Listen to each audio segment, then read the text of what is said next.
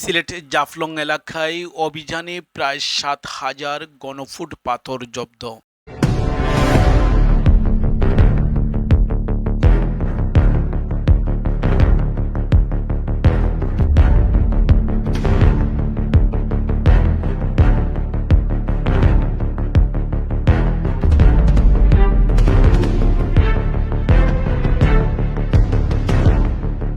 অবৈধভাবে মজুত করার পাথরের বিরুদ্ধে অভিযান।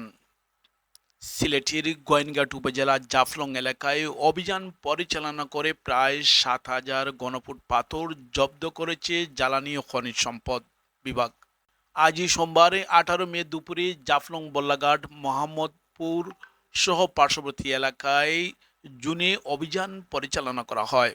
অভিযানে নেতৃত্ব দেন জ্বালানি খনিজ সম্পদ বিভাগের সিনিয়র সহকারী সচিব এক্সিকিউটিভ ম্যাজিস্ট্রেট সৈকত রায়হান। এ সময় বিপুল পরিমাণ পুলিশ বিজিবি সদস্য উপস্থিত ছিলেন। অভিযান চলাকালে মোট ৬,৭২৭ ঘনফুট পাথর জব্দ করা হয়। এ বিষয়ে এক্সিকিউটিভ ম্যাজিস্ট্রেট সৈকত রায়হান জানান, অবৈধভাবে মজুত করা পাথরের বিরুদ্ধে নিয়মিত অভিযান পরিচালনা করা হচ্ছে।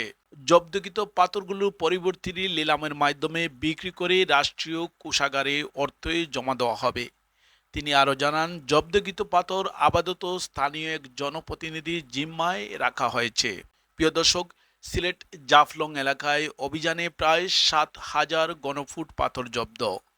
অবৈধভাবে মজুত করা পাথরের বিরুদ্ধে অভিযান।